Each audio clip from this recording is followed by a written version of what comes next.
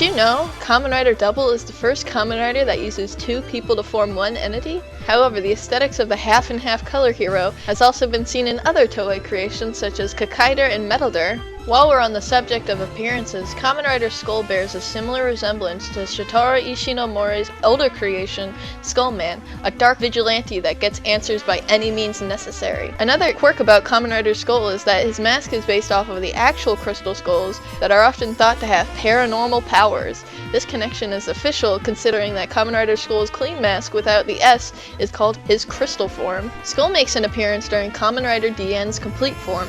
This is strange because DN calls upon Rider villains that were only exclusive to movies. The right choice would have been Kamen Rider Eternal. However, DN's complete form made its debut in Cho Denno Trilogy episode Yellow, which aired a little over a month before Double's movie villain could make his appearance.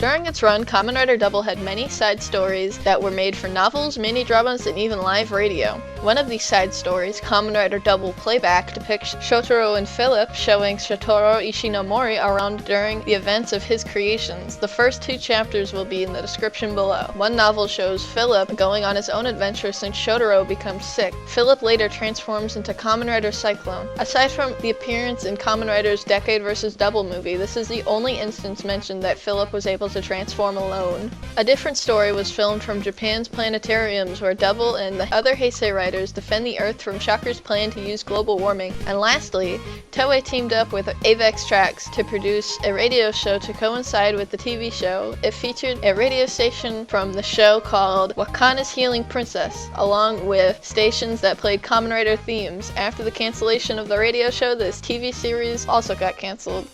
That's it for today, but don't forget to subscribe for more Toku videos. I'm Persona, I'm out. やあみんな、俺は天空寺健。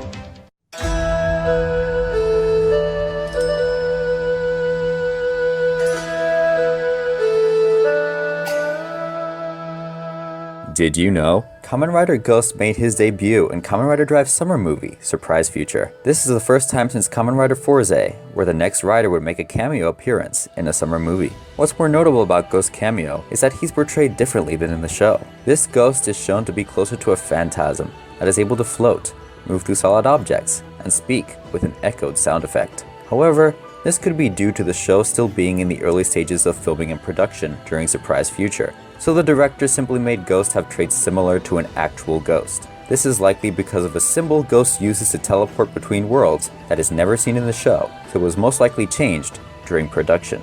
Ghost's cameo in Surprise Future is also a bit of a mystery in terms of continuity. Ghost officially received the Newton Ghost icon in Kamen Rider Drive's finale episode, which happens after Surprise Future during August of 2016. But Tenkuji Takeru's adventures as Ghost begin in October of the same year, so there's no possible way for Ghost to have the Newton Ghost icon or even appear during the movie. For Ghost Summer Movie, Toei set up a contest for Japanese residents to design icons for 71 historical figures. The winners for each design were put into a brochure that went alongside the movie's release. Two of these historical figures were the Wright brothers, who were known for building the first successful airplane, but there were two separate icons, while the brothers Grimm have a single icon that they both represent. The helmets Ghost uses after a transformation are known as personas. Persona in Latin means mask, while Kamen also means masked in Japanese. Puns. The Kamen Rider fandom has lovely labeled Kamen Rider Necrom as Kamen Rider Ben 10, as Necrom has a green and white color scheme, along with a brace as his henshin device. The nickname becomes more fitting when it turns out that Necrom has a time limit for his transformation as well. Kamen Rider Necrom's Mega Loader also contains a pun, which is Me ga uroda, which means the eyes are moist. This is clever, seeing as to how his transformation device is an eyedropper. Much like the Super Sentai series, Kamen Rider Ghost uses stock footage for its transformation sequences, but this isn't the first time Kamen Rider has done this. Kamen Rider Agito uses stock footage for his transformation into Shining form. However, Ghost still uses on-location transformations regularly.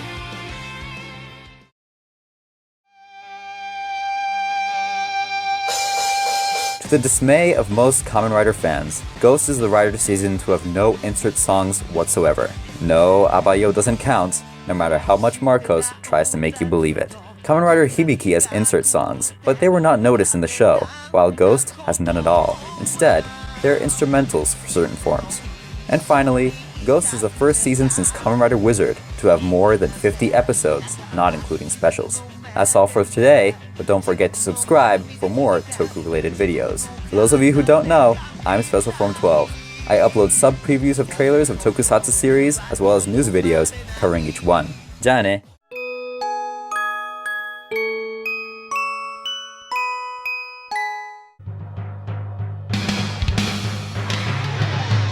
Did you know? Kamen Rider Zero is directed by Keita Amamiya. Amamiya is best known for creating and directing the Tokusatsu series Garo, but he's also directed other popular Toku, a small list being Shoujo Sentai Live Man, Shojin Sentai Jetman, and Jiku Senshi Spielbahn. The earliest trailer for Zeto, entitled Masked Rider, showed a design completely different from the final film. Later, during an interview on the Blu-ray release of Zeto, Amamiya stated that the costume scene was a slightly modified black costume. Speaking of changes, Amamiya had a concept that had slight changes from the final film. Zeto would have had a red scarf, along with silver gloves and boots.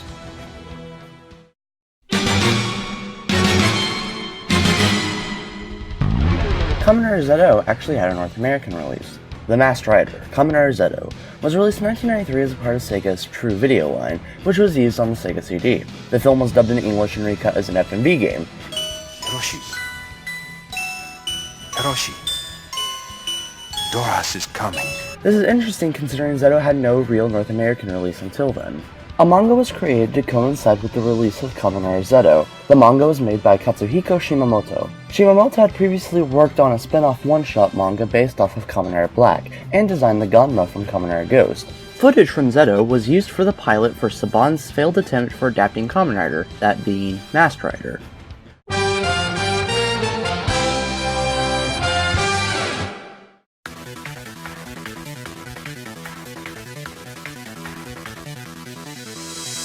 Did you know? Amit Bamik, a veteran writer for the Power Rangers series, had a pitch written for the adaptation of Tokumei Sentai Go Busters. This adaptation would have been called Power Rangers Cybercorps, and had a premise similar to Go Busters in that the Energrid Towers would have been used in order to give clean energy to the people of Eternity City. Towers would have been run by the military named MDF, or Mironoid Defense Force, stating that the show would have been a semi-sequel to Power Rangers Lost Galaxy. The main three Rangers would have been part of the military, but what's more interesting is that the Silver Ranger would have used the real actor instead of the buddy role, BJ Stagg, and that the Gold Ranger would have used the female actor. More so, Eternity City would have been settled by the people of Terra Venture, and certain characters would return such as Kendrix Morgan, Maya, Leo Corrette, and Dr. K. That's right, the Dr. K from Power Rangers RPM. Cybercorps would have also used elements from RPM, such as having the main villain be Venjix, but it's assumed that this Venjix would have been the same one from Forever Red. In terms of continuity, there's only one Venjix, Bamik states, and Venjix has been dimension hopping to destroy other dimensions such as the one in RPM. You can read more about Power Rangers Cybercorps in Amit Bamik's blog that will be linked in the description.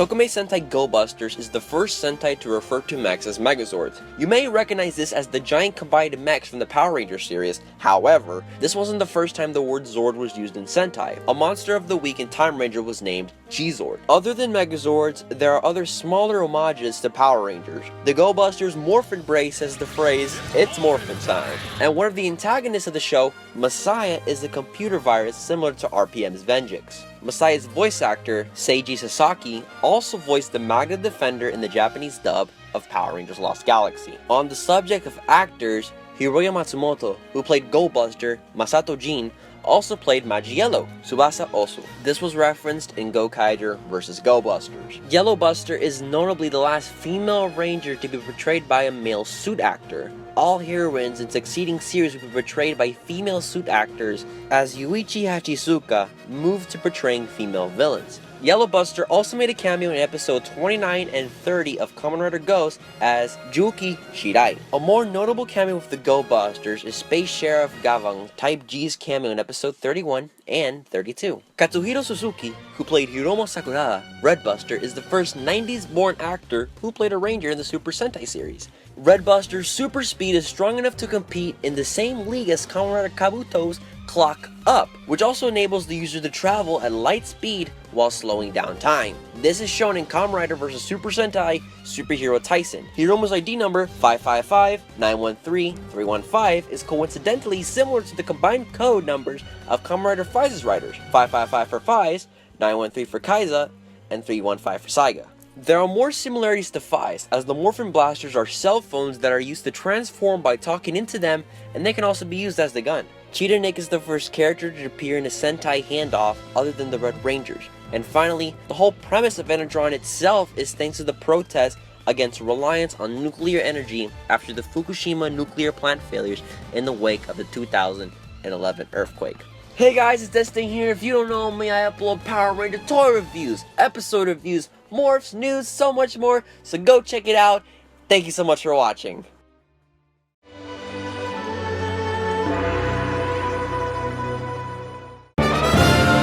Did you know? Leaked production notes revealed GokaiOrange was going to be closer to Dairanger in concept, with a greater focus on Chinese mythology and mecha based on the Eastern Zodiac. Some of these concepts, like a Black Ranger using a snake mecha, would be later recycled for Goseiger. However, GokaiOrange did have some firsts for the Sentai series. It's the first Sentai to not have a 6th Ranger since Go-Go 5, the first Sentai since Sun Vulcan to not have green, black, or pink Rangers, and the first Sentai since Aba Ranger to start with 3 Rangers. Each of the Fist Sages are named after Chinese martial arts film stars, such as Jet Li, Jackie Chan, and Donnie Yen. The voiceovers for Elephant Kinpo, Bat Li, and Sharky Chan are the official dub-over artists for their respective martial artists they're named after. Then there's Shafu, who is a reference to the Chinese word Shifu, which roughly translates to master. Hiroki Suzuki, who played John, and Hirofumi Araki, who played Ryo, previously starred in the live-action The Prince of Tennis film 1 year prior to GokaiOrange's airing. Other Sentai actors appeared in the film, including Ryuji Saine, who played Deca Red, Yakuza Saito, who played Boken Black, and Hiroki Aiba, who played Shinken Blue. GokaiOrange has distinct parallels with its superhero-time companion, Kamen Rider Den-O. The heroes are made up of Red, John and Momotaros, Blue, Retsu and Urataros, Yellow, Ran and Kintaros, Purple, Go and Ryutaros, and White, Ken and Sieg. And to complete the comparisons, there's Black and Green for Ryo and Melee and Deneb. Even the yellow aspects of Ryo's suit can be rounded out to Deneb's upper half of his face. Speaking of Den-O, during their encounter with the GokaiOrange and superhero Tyson, John and Ron were voiced by Yuki Yamada, who played Joe Ibken, and Mao, who played Luca Milfi. And finally, GokaiOrange producer Hideaki Tsukada cited various manga as the inspiration to the series, including Fist of the North Star, Dragon Ball, Slam Dunk, and Ranma 1/2. That's all for today, but don't forget to subscribe for more Toku content. And if you ever wanted to know how Q-Ranger's theme would look like over In Space and Lost Galaxies openings, then follow yours truly on YouTube. And if you're looking for something Toei would have my behind for posting on YouTube, I have a Tumblr for just those occasions. Arrive! Start your engine!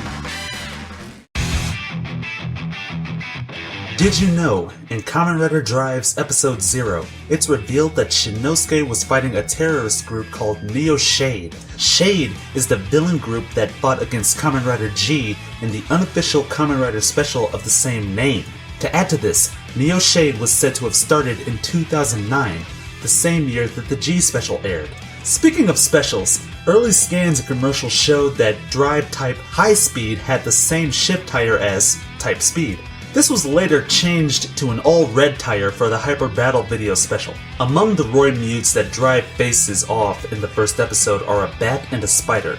This is an allusion to the first 2 episodes of the original Kamen Rider series where Ichigo fights a spider and a bat monster. Several other seasons since have had their first monsters be either of the 2 animals. This isn't the only homage to Ichigo, as Kamen Rider Sango from superhero Tyson GP has a pair of broken shackles around his wrists and ankles with the Shocker logo carved on them.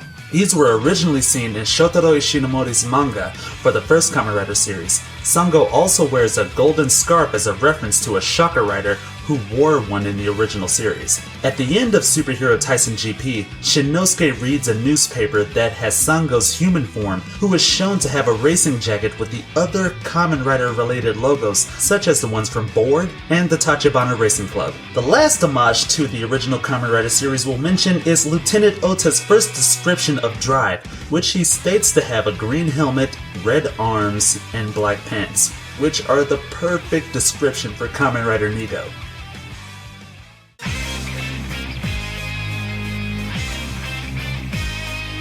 Shinnosuke Tamari is the 6th policeman to become a Kamen Rider, but the first officer to become a main rider. Drive isn't the first rider to have a car as their rider machine. Aside from having a bike, Black RX also had a red car called the Rideron. Shinnosuke Tamari's actor Ryoma Takeuchi has stated that his favorite Kamen Rider season is Kamen Rider Double, and his favorite rider is Ryu Terui, also known as Kamen Rider XL. In fact, it was Takeuchi himself who asked if XL could return for a Drive Saga Kamen Rider chaser. Aside from meeting Kota Kazuraba's actor Gakusano in Drive and Guy Movie War Full Throttle, Takeuchi starred alongside Gakusano in Downtown Rocket, a 10-episode corporate drama. Ryoma Takeuchi started learning English for the sake of eventually meeting his hero Stan Lee of Marvel Comics. Even better, Takeuchi did end up meeting face-to-face with Stan Lee at the 2016 Tokyo Comic-Con. And finally, the official Kamen Rider Drive Twitter announced a Drive Saga Kamen Rider Brain special that would be released in 2035. But sadly, that was just an April Fool's joke.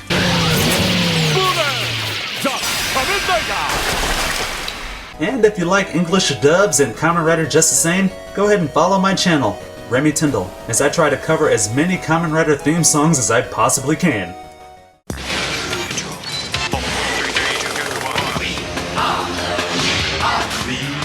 Did you know? VR Troopers started out as a vehicle for Jason David Frank, who recently departed Power Rangers after Tommy lost the Green Ranger powers. The show, initially called Psycon, then later renamed Cybertron, was to be an adaptation of the Metal Heroes series Jojinki Metalder. A pilot presentation was filmed for promotional purposes, but ultimately went unaired. The pilot had many differences, including, but not limited to, Master Tao being the mentor figure, Tao having a daughter who would be the love interest, a lack of Professor Hart and Jeb, and perhaps most interesting, no Spielbahn footage, meaning Cybertron would have remained a single hero show. The Cybertron pilot was not picked up, due to a combination of Saban wanting to capitalize on the popularity of Tommy, and Hasbro nearly suing Saban for the name Cybertron, which is the name of the home planet of the Transformers. However, the Cybertron name would be kept for the production company's name, similar to how the Saban era of Power Rangers has MMPR Productions listed as their production company. One last interesting piece of trivia revolving Cybertron involves the theme song heard during the pilot. This would later be reworked into the classic Power Rangers song, Go Green Ranger Go.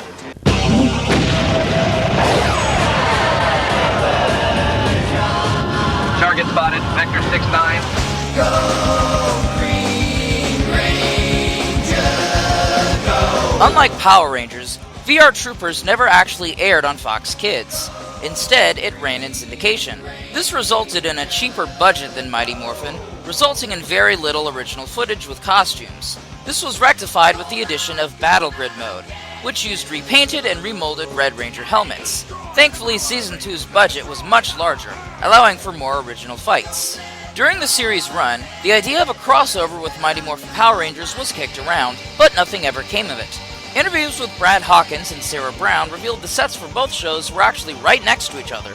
Despite this, the VR Troopers cast did make the occasional appearance on Power Rangers, albeit as different characters. Brad Hawkins provided the voice for Trey of Triforia, and Sarah Brown guest starred in the infamous There's No Business Like Snow Business 3-parter in Zeo. Richard Rabago appeared as Trini's Kung Fu teacher in the Mighty Morphin episode Plague of the Mantis, and while not considered a guest role, Woody's actor, Michael Sorich, was the voice of Squat, along with a slew of monsters from Mighty Morphin all the way to Wild Force. VR Troopers is infamous for ending without a proper finale.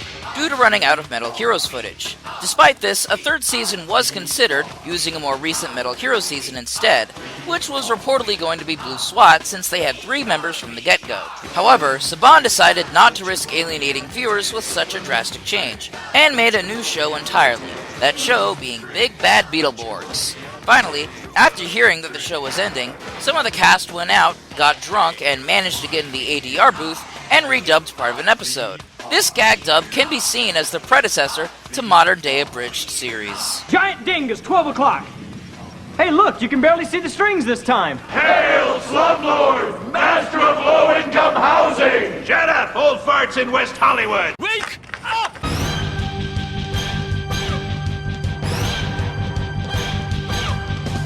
Did you know?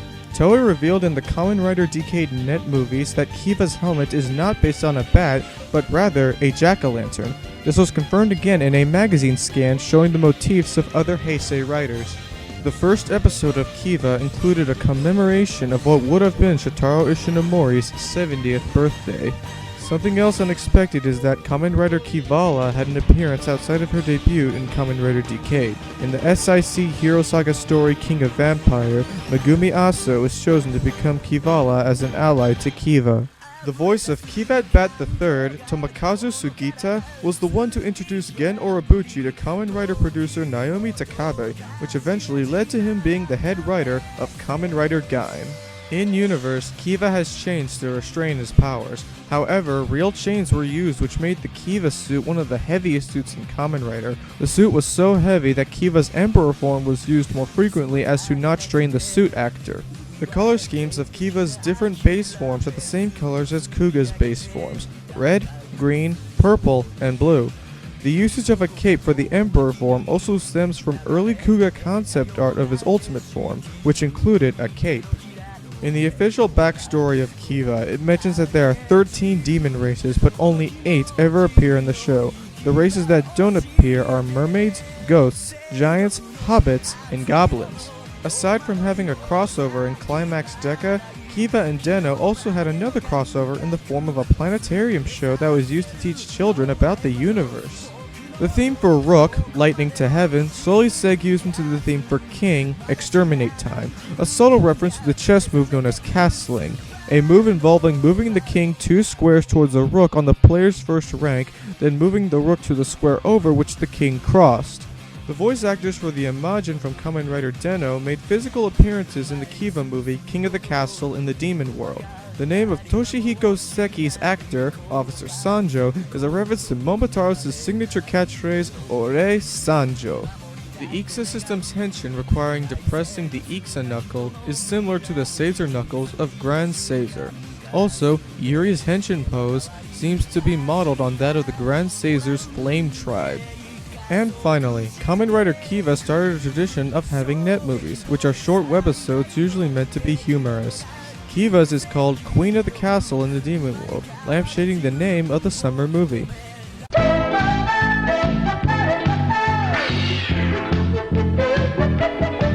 Did you know? Metal Heroes was born from a desire to create a tokusatsu series aimed for a more mature audience. While Kamen Rider and Super Sentai were aimed for young kids, Metal Hero shows were aimed for older kids and teenagers. The influence for having metallic suits was due to the time period it came out. In the early 80s, Japan saw a huge leap in technological advances, and the idea of having such technology being used for good was ripe with potential. The Metal Hero series had lots of international influences behind it. Various Metal Hero titles are based off of film personalities. Gavin was named after French actor Jean Gabin, Scheider was named after Jaws actor Roy Schneider, Spielbahn was named after acclaimed director Steven Spielberg, and while not named after someone, early production notes for Just Beyond reveals the original name was going to be De Niro, named after Robert De Niro. Lastly, Jan Person's partner, Gun Gibson, is named after Mel Gibson. Space Sheriff Gavin was one half of the inspiration for the cybernetic crime fighter from Detroit, Robocop. The designer of the suit, Rob Botlin, claimed that Gavin and the Japanese manga The 8-Man were influences when designing Robocop. Metal Heroes returned that favor, with Jaban being a direct reference to Robocop, with him being a cyborg cop made to protect Japan with 3 prime directives similar to those found in the film. Metal Heroes is the only tokusatsu series from Toei to not involve Shotaro Ishinomori. Despite that, his influence can be seen in certain series. Shojinki Metalder is a clear homage to Ishinomori's Kikaider. Metalder's rival, Top Gunder, can even be seen as a parallel to Kikaider's rival, Hakaider. Jan Person is an homage to Robot Detective K, an Ishinomori series involving an android robot solving crimes committed by a terrorist organization. During the Metal Heroes hiatus, a number of props and suits found their way into another Toku property. The V1 system, seen in Kamen Rider Agito, is made up of various Metal Hero costume pieces, including Soul Braver's helmet, Jiban's chest, and Draft Redder's legs, all repainted silver to resemble Gavan. Even his weapon is lifted from a Metal Hero series, Blue SWAT. In B-Fighter Kabuto, Mac Windy is played by Ruben Langdon, best known for his roles as Dante from Devil May Cry and Ken from Street Fighter. This was one of Langdon's first acting roles. I got called to do an audition for a TV show called B-Fighter Kabuto. However, Langdon was unfortunately dubbed over by an uncredited actor, due to the fact he didn't speak Japanese well enough. The last two series in the franchise, B-Robocop Attack and Tetsuwan Tente Robotac, are no longer considered to be official entries. Kabutak and Robotac were aimed at a much younger demographic, and due to this, ratings plummeted hard. In response to this, Toei excluded them from an official list of the Metal Hero seasons released around Superhero Taisen Z's release. Toei has also denied any re-release of either shows on DVD, making both of them technically lost shows. And finally, a few Metal Hero seasons have inspired future Super Sentai series. The Rescue Hero trilogy of Wind Spectre, Soul Brain, and Exidraft inspired QQ Sentai Go-Go 5, while the Space Sheriff trilogy, Jiban, Jan Person, and Blue SWAT inspired Tokusou Sentai Deca Ranger.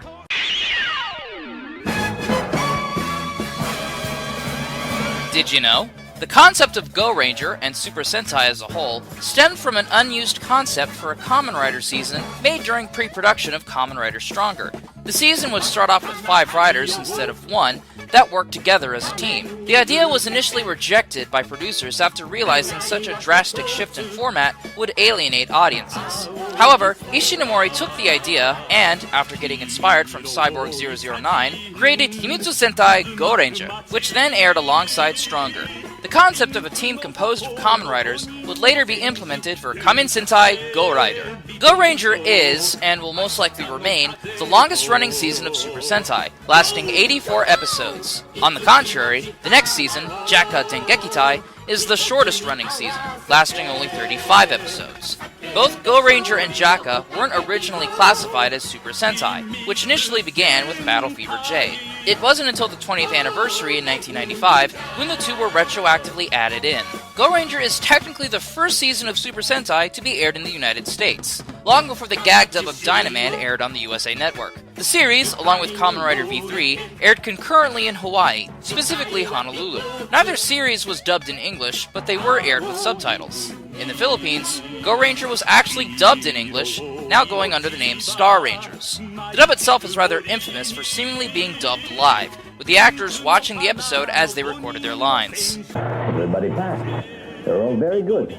We are the Star Rangers! Power Rangers has made reference to Go Ranger on occasion. In a presentation shown at the 1999 Fox Kids Upfront, showing Power Rangers history, footage of Go Ranger is shown, with subtitles making reference to Haim Saban and his plan to adapt Super Sentai into Power Rangers, with the Go Rangers themselves mixed on the idea. In episode 4 of Power Rangers SPD, Sky's photo of his dad briefly shows an image of the Go Rangers in a few shots. In Power Rangers RPM, when the GokaiOrange is first introduced, Summer jokingly asks if it was built in 1975, which was the year Go Ranger began airing. And probably the most strange inclusion of all, certain Megaforce cards in the Power Rangers action card game include a Go Ranger behind one of the Megaforce Rangers. The reason for their inclusion was never explained. Go Ranger features the first ever replacement Ranger, with Daigoro Kumano temporarily replacing Daita Oiwa as Key Ranger. This was largely due to Key Ranger's actor, Baku Hatakeyama, wishing to participate in a play he wanted to act in, and the producers temporarily wrote him out of the show so he could. Sadly, Hatakeyama would also be the first Sentai actor to pass away, having taken his life a year after Go Ranger ended due to financial problems and being typecast as Key Ranger.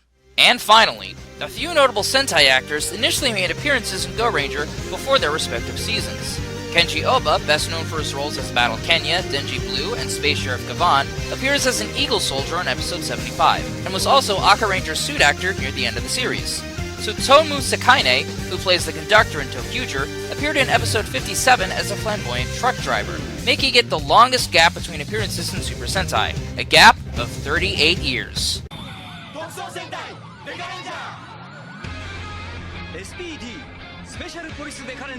Did you know? GokaiOrange is the only Super Sentai series with an equal amount of Rangers between two genders, having both 5 male Rangers and 5 female Rangers. Each of the GokaiOrangers are named after mystery novel authors. Bonaba Makaza is named after Agatha Christie, Koji Tomasu is named after Thomas Harris, Sinchan Inari is named after Ellery Queen, Jasmine Raymond is named after Raymond Chandler, Umiko Kodo is named after Kodo Nomuro, and Tetsuo Ira is named after Ira Levin. This tradition even continued with the 10 years after, with the Neo-GokaiOranges, Sam Asimov and Mui Gafton being named after Isaac Asimov and Sue Gafton respectively. And to finish the comparisons, Murphy K9 is named after Robocop himself, Alex Murphy. Despite not being an anniversary season, GokaiOrange includes plenty of nods to past Sentai seasons. In the first episode, Umiko sings a song that was taught by Remy Hoshikawa, 5 Yellow of Chiku Sentai 5-Man. This wouldn't be the first time the song was featured in Sentai either, as it showed up in GokaiOrange as well as Go Busters. Both Doggy Kruger and Murphy are references to Denzi Man Denzi Dog IC, who not only recruited and gave the alien-based powers to the team. GokaiOrange marks the first, and so far, only appearance of a Power Rangers Battleizer in Super Sentai. In the Magi Ranger crossover film, the Battleizer is part of Bond's Fire Squad arsenal. The Battleizer would later show up in Super Sentai Dice-O as part of a special attack for Deca Red. Speaking of Power Rangers, the Japanese dub of SPD marked the first time the Sentai cast would voice their American counterparts. Prior to this, only a few Sentai actors would dub their American counterparts. Most notably is the late Machiko Soka, who dubbed over Rita Repulsa in the Japanese dub of Mighty Morphin Power Rangers. The Japanese SPD dub itself was also mentioned in Season 1 of Akiba Ranger. Funny that. The Algolian gas drinkers, seen in full blast action, and the Magi Ranger crossover film are named after various types of alcohol: Volca, Winski, Gin, Brandel, and Barbon. The concept of naming them all after alcoholic beverages is a reference to the Black Organization, which is the main antagonistic group seen in the long-running manga series Detective Conan, which is known here in the US as Case Closed. GokaiOrange is currently the only Sentai season to win a Suian Award, which is awarded to the best science fiction works of that year. Other recipients of the award include films like Shin Godzilla and Terminator 2 Judgment Day. Also, anime like Cowboy Bebop and Macross Frontier have been seen as well. And even fellow tokusatsu like Ultraman Tiga and Kamen Rider Kuga. And finally, GokaiOrange is the first series to include the annual Sentai handoff seen at the end of every single Sentai season since. I'm MistressNoir, the girl you've been listening to this whole time. Thank you Marcosatsu for having me on, and thank you all for taking the time to watch this video. Did you know? Despite being called the season that saved Super Sentai by American audiences, there's no concrete evidence supporting this claim. While many believe that Car Ranger's ratings were significantly higher than O-Ranger's, ratings actually continued to decline once Car Ranger began airing, with episode 25 being the lowest rated episode of Super Sentai as a whole. It wasn't until the second half of the series when ratings began recovering, and they wouldn't be back to normal until the next series, Mega Ranger, had started. Being a comedic series based off cars, there's plenty of vehicular-related puns and thematics seen throughout the season. Emperor Exhaust is named after exhaust fumes, President Dynamo is named after a car's dynamo, Zelmoda is named after a Japanese word for starter motor, Serumota, and Grotch is named after a car's clutch. The name of the antagonist group, Bozak, is a play off the word Bosuzoku, which is the Japanese term for a group of rowdy biker gangs who have little to no respect for traffic laws. On the hero's side, Radiata Fan Belt is a pun on a car's radiator and fan belt, respectively, while the first syllable of each Car Ranger's surname spell out the Japanese word for automobile, Jidosha. Speaking of Radiata, her transformation into White Racer is a direct parody of the transformation sequence seen in Sailor Moon, right down to the bubble background, the wand used to initiate the transformation, and the use of ribbons wrapping around her body. She is also the first Super Sentai character to have knowledge of Super Sentai itself, with Gai Kari and Nabuo Akagi following suit years later. Coincidentally, all three characters were created by the same writer, Naruhisa Awakawa. GokaiOrange was the first season to have a mecha that had interchangeable parts, with the Scramble Intersection Robo being comprised of VRV Robo's arms on the RV Robo. While it was done for comedy, this kind of mecha would eventually become commonplace in Super Sentai in the 21st century, starting with GokaiOrange. And if you like my voice, you can check me out on my channel. Thanks for watching! Did you know? GokaiOrange had more tribute episodes than originally intended. Initially, the only tribute episodes planned were the ones that gave GokaiO add-ons to promote the toy line. However, during the talks of the possibility of including a Ginga Man tribute episode, the Tohoku earthquake hit Japan. In response, Teruaki Ogawa, who portrayed Black Knight Ryuga in Ninja Red, set up a Twitter account for him and other Sentai actors to tweet in character to kids across Japan to cheer them up in such a time of crisis. It was through this account that many former Sentai actors were made aware of GokaiOrange and asked producers if they could reprise their roles, leading to an increase in tribute episodes in GokaiOrange's second half. This wouldn't be the only time Twitter would play a part with GokaiOrange. Following GokaiOrange's finale, multiple Sentai actors once again tweeted in character, thanking the GokaiOrange for protecting Earth. Some even went the extra mile and shared a picture of them holding their respective Ranger key, claiming it was returned to them safe and sound. While GokaiOrange paid homage to Super Sentai, there were a couple of nods to Power Rangers as well. In episode 5, Luca uses the armbands on Go-On Yellow's suit, something that was only done in Power Rangers RPM. The Deca Ranger transformation in the same episode is also more in line with SPD's transformation, with a similar split screen and side views of the helmets. This was due to the fact that the episode's director was Koichi Sakamoto, who was the longtime stunt coordinator for Power Rangers. In episode 45, a deleted scene involved the GokaiOrange transforming into the Zyurangers as part of Ninja Man's test. While the Zyuranger and Ninja Man costumes were used for Season 3 of Mighty Morphin, it's unknown if this was a deliberate reference or not. Tsuruhime's comment about how impressed she is that the GokaiOrange found Ninja Man is believed by many to be a nod to the elongated rumor that the Power Rangers crew somehow lost Ninja Man's costume after filming Season 3. Gokai Christmas's suit, seen in episode 44, not only bears the colors associated with Christmas, but it resembles Portugal's flag as well. Fitting, as Christmas was introduced to the Japanese by Portuguese missionaries in the 17th century. Battle Fever J's inclusion features a similar situation, as the season was a collaboration between Marvel Comics and Toei. The Ranger keys are seen by many to be one of the most popular collectible toys in Sentai, with the keys being supported well after GokaiOrange's airing. With over 200 keys, it's also the largest. Fan-made keys are pretty popular with not just fans, but Sentai actors as well.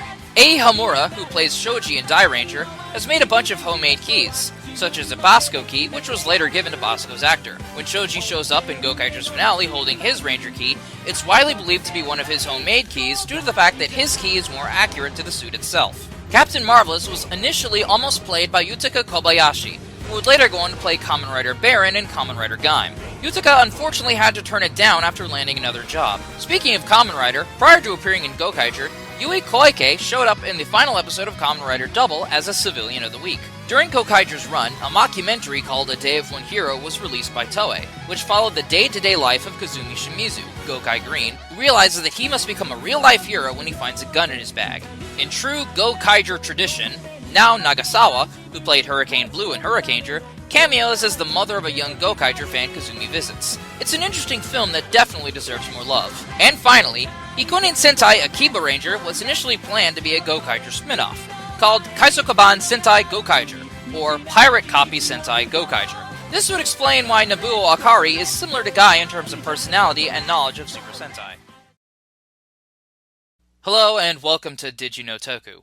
Just a disclaimer, this episode focuses on topics that may not be suitable for younger viewers. With this in mind, viewer discretion is advised. In our GokaiOrange video, we discussed how the 2011 Tohoku earthquake affected GokaiOrange, but this isn't the first time this has happened. Disasters, both major and minor, have affected Super Sentai multiple times throughout its run. The premiere date of Kosuko Sentai Turbo Ranger was pushed back a week due to the death of Emperor Hirohito, which happened in January of that year. This was the first time a Super Sentai series was delayed due to things beyond their control. A similar occurrence happened many years later, when Shuriken Sentai Ninja's premiere was delayed due to news coverage of the murder of a Japanese journalist at the hands of ISIS terrorists. A video has been released by the Islamic State, apparently showing the beheading of a second Japanese hostage, freelance journalist Kanji Goto. As reported in the GokaiOrange video, the 2011 Tohoku earthquake was a major player in GokaiOrange's development. The crossover film with the Gosagers, 199 Hero Battle, was delayed for about a month, as was the series itself, taking a week off. The following season, Tokume Sentai Go Busters featured the premise of an alternate energy source, called Enetron, being discovered and used by Japan. Enetron was seen as a response to the protests against nuclear energy after the Fukushima nuclear power plant failures followed the earthquake. Now we have the most infamous disaster that affected Super Sentai. The 19th season, Choriki Sentai O-Ranger, was planned to be a darker and more serious season, due to it being the 20th anniversary of Super Sentai, and GoRanger and Jaka were officially recognized, and they wanted a season that harkened back to GoRanger. However, during O-Ranger's first month, things would take a massive change for the worse. On the morning of March 20th, 1995, 10 members of the Doomsday cult Aum Shinrikyo committed one of the deadliest incidents in Japan's history since World War II. The cult members each carried packages laced with liquid sarin, a chemical that is so deadly, it only takes a tiny amount to kill an adult. 5 members boarded individual trains with the packages in hand. When the trains arrived at their first stops, the packages were poked with a sharpened umbrella before they disembarked from the train, where a getaway car was waiting for them. The attack, known as the Subway Sarin Incident, claimed the lives of 12 people and injured over 4,000. The incident, along with the Great Hanshin earthquake that hit the city of Kobe in January that same year, resulted in many changes made to O-Ranger's development and story, not wanting such a dark series airing during a dark time for Japan. The Baranoia Empire went from a deadly monarchy that started the show with a full-on invasion of Japan to your standard villain group within a matter of months. Scripts were being rewritten constantly, the O-Rangers themselves fluctuated between serious and lighthearted, and viewership took a drop, leading to some of the lowest ratings in Sentai history at that point. Despite this, toy sales were at an all-time high.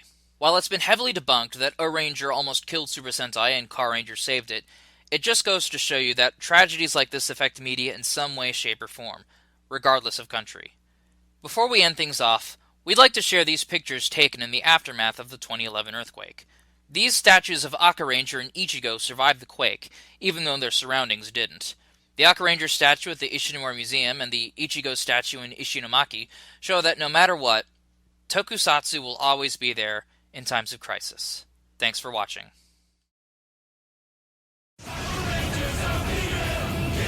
Did you know Power Rangers RPM's entire existence is thanks to a contract with Bandai's European branch, who required one more season to be made after Jungle Fury. With Bruce Kalish departing the series to create Aaron Stone for Disney XD, Disney turned to Eddie Gazzellian to produce the series. Gazzellian, who was a writer for Disney's animated shows including Fillmore, American Dragon Jake Long, and Kim Possible, had no experience with the franchise, let alone live action. Gazzellian, having no idea about the process of translating a Sentai season, went ahead and thought up a post-apocalyptic setting for the season, inspired by the likes of Mad Max and the Terminator.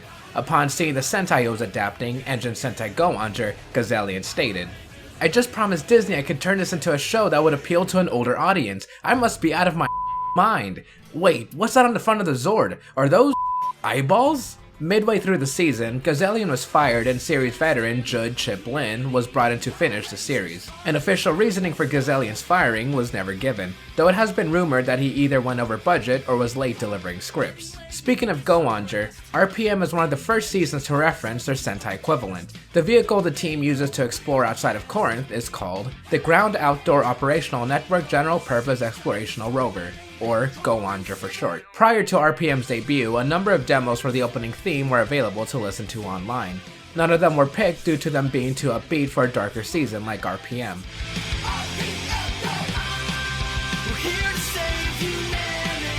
One of these demos was written and composed by Dan Avidan, who was the lead singer of Ninja Sex Party and one half of the Game Grumps.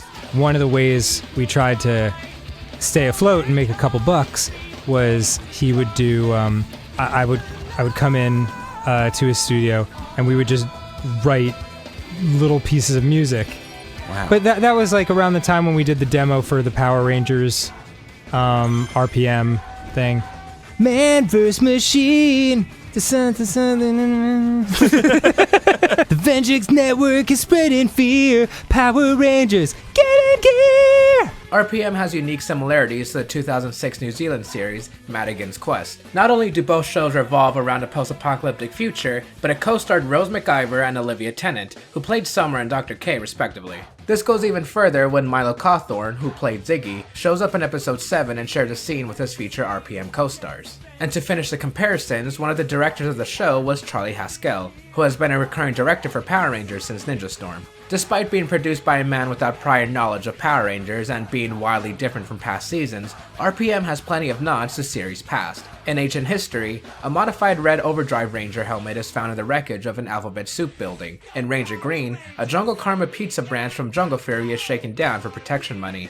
And for a non-Power Rangers reference, Dr. K's fridge cannon is from Big Bad Beetleborgs. During RPM's production, Gazelian began writing a script for a movie with RPM's cast in mind. The film, known as Blood Punch, tells the story of a meth dealer who meets a femme fatale in rehab, has a fling with her, and has to deal with her crazy ex-boyfriend and accidentally triggers an ancient Native American curse that creates a Groundhog Day effect on all of them. It's a unique horror film that is a must-see for any RPM fan. And finally, a few RPM cast members have landed bigger and more recognizable roles following RPM's finale. Eka Darville currently plays Malcolm DeCassi in Marvel's Jessica Jones and the Defenders.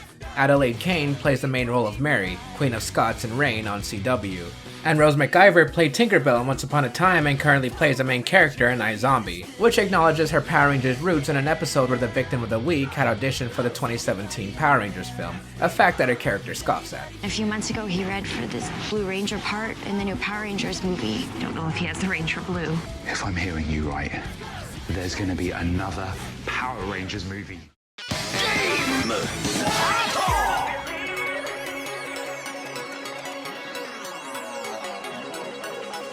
Did you know? The name Xade has many different meanings when it comes to wordplay.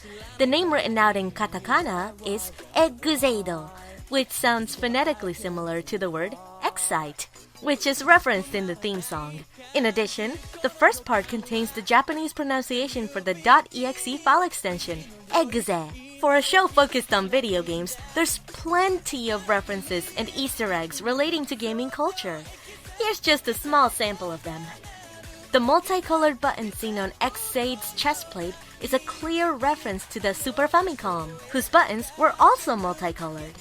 The gaming device given to young Emu in the first episode is the Wonder Swan, a handheld released by Bandai in 1999 to compete with the Nintendo's Game Boy. The character of Mighty is a combination of two Nintendo characters, Mario and Kirby. Mighty is pink and eats to get stronger, much like Kirby, and uses a hammer as a weapon, just like Mario does. Oh, can I do this part? Sure, Poppy. Go ahead. Okay, many of the Gashicon in the series are based off of real-life video games. Title Quest and Title Fantasy are named after Dragon Quest and Final Fantasy. Shakariki Sports' concept sketch resembles Excite Bike, and Tokimeki Crisis is based on Tokimeki Memorial, a series of dating sim games released by Konami, just to name a few. But everyone knows that the best dating sim is Suta no Prince Elmo, so where's the reference to that? Oh, Ren. A real-life Mighty Action X video game was released for the Nintendo 3DS via the eShop. Physical copies of all Kamen Rider Revolution contained a download code for the game, which is the only way it can be obtained. The fight that takes place in a church in Episode 2 references the Episode 2 of Kamen Rider Kuga, which also features a fight in a church. To complete the comparison, the rusted Gashicon sword is a modified Titan sword Kuga uses in his Titan form. Titans! The white highlights in Taiga's hair, or wig, we don't know, and his role as an unlicensed surgeon are a nod to the titular character of the Osamu Tezuka manga, Blackjack. Both are master surgeons that don't have a medical license and have exceedingly large amounts of money. Taiga's relationship with Nico also mirrors Blackjack's relationship with Pinoko Hazama, as both start out as patients first met under the knife and end as assistants to their respective doctor. And finally, Kuroto Dance actor Tetsuya Iwagana is an actual licensed pharmacist and a color therapist trainer. He's also a certified genius, being a member of Mensa's Japanese branch and getting a AAA grade on JAXA's astronaut aptitude test. Wow! Where was he during Forze? Am I right? Hey guys, it's Manabingu Ginga. And if you like anime and toku covers, follow me on my channel, Manabingu Ginga. Did you know? Kamen Rider Forze was intentionally planned to have a greater tie-in to Kamen Rider's 40th anniversary. The original concept would involve the Kamen Rider Club exploring various urban legends and myths surrounding past riders, who would then team up with Forze. This idea was scrapped due to it being too similar to Kamen Rider Decade, which aired 3 years prior. The friendship motif seen throughout the series is a direct response to the 2011 Tohoku earthquake. According to the series producer, Tsukada Hidaki, the earthquake hit during Forze's planning stages, and upon realization that he would be the nearest hero following the event, they said, "We want to make sure we cheer those kids up. Give them something to smile about. Let's make sure Forze is that kind of show."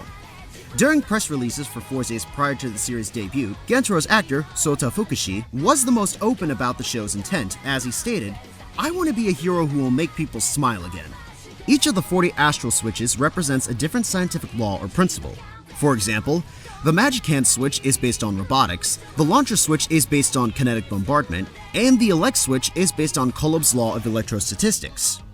Despite not being heavily tied into the 40th anniversary, Forze featured plenty of nods to series creator Shotaro Ishinomori, specifically his other Toku shows. The antagonists of Forze's summer movies, Skydane and Groundane, are homages to the main characters of the series Uchu Tetsujin Kodan, Skyzel and Groundle. Skyzel's helmet was one of the inspirations for Forze's helmet, with the two wings off to the side resembling the legs of a rocket. How convenient. The XV-2 satellite is a homage to the Dai Tetsujin 17, while the drones it sends out resembles Gombasu, a support robot for Kyoden. In Movie War Ultimatum, Inazuman's redesign was inspired by unused concept art Ishinomori made for the Inazuman manga, which had a more moth-like appearance than what it was in the TV series. While the Akamizers are based upon the titular heroes in Akamizers 3, Ishinomori's take on the Three Musketeers. Sota Fukushi auditioned for the role to please his parents, who were avid fans of Kamen Rider, specifically his father.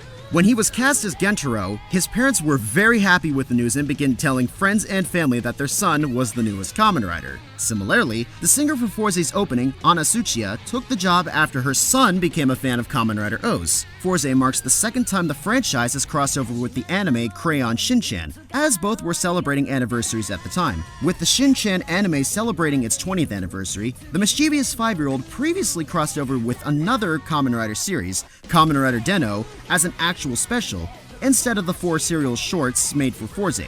And finally, during the first scene of the final episode, which happened to be the last scene shot for the series, actual tears were shed due to the actors knowing the series would be considered a wrap once it was over. Fumika Shimizu, Yuki's actress, stated she considered intentionally messing up her lines just so they could be together for just a little bit longer.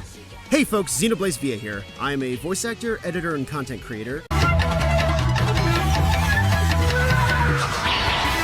Did you know? Ninja debuted on February 22nd, which is known as Ninja Day, since 2 in Japanese is ni, and since the date would be presented as this, 2/22. It resembles ni. As mentioned in a previous Did You Know Toku, Ninja's premiere was delayed a week due to news coverage, so the debut on Ninja Day was completely accidental. When pitching the series, producer Naomi Takabe presented it as a team of ninjas as viewed through the eyes of Hollywood. She stated, "We wanted to create a concept of out there ninjas with a festival robot, dragons, fun sounds, and anything fun. Anything. We are paying special attention to things like backflips and spins, things that a human is actually capable of doing. There is certainly wire work, but we wanted to take on the challenge of showing what the human body is capable of achieving." Another producer gave some insight at Ninja's reveal, stating, "With GokaiOrange, their catchphrase was 'hiding among people, we slash through evil.' However, the Ninja have no problem making a blast being ninjas. I used the paradoxical 'so what' attitude as a concept, but what I meant was that their unstoppable breakthrough force could allow them to break through the sense of stagnation we feel nowadays. It's the first season since Changeman to include a female white and pink rangers on the same team, and the first season since Magi Ranger to have a male yellow ranger, which is fitting since Magi Yellow makes an appearance in episode 38. Said episode revolves around the Ninjas having to fight with magic, which harkens back to episode 22 of Magi Ranger, where the Ozus have to fight like ninjas. In Cho Superhero Tyson, Yakumo hopes to fight along Tsubasa in the tournament, but he gets Masato Jin instead. Nin Ninja marks the first time a Power Rangers actor makes an appearance in Super Sentai, specifically Yoshi Sudarso, who cameos as a Taurus that gets attacked by Hito Karage in episode 34. Despite being the first on-screen appearance of a Power Rangers actor, he isn't the first to visit the set of a Sentai series. James McLurkin, who played Mac in Operation Overdrive, visited the set of GoOrange and met a few of the main cast. The dance performed during the credits was choreographed by Lucky Ikeda, who also choreographed the exercise scene for Yokai Watch's first ending theme. The dance would eventually find its way into Power Rangers Ninja Steel, as Preston can be seen performing the dance in past, present, and future. Speaking of Yokai Watch, the monster Yokai Nekomata pays homage to the anime through its watch motif and being the same type of yokai as the series mascot, Jibanyan. Yokai Nekomata is voiced by Tomokazu Seki, who voices Whisper. And finally, Nin Ninja is the first Japanese-centric Sentai season to get a Korean dub, as both Hurricaneger and Shinkenger were never aired in South Korea because their Japanese heavy motif. Hey, do you want to see more about Nin Ninja? Me neither. Go to my channel and you can see why Nin Ninja sucks. That's all I gotta say, really.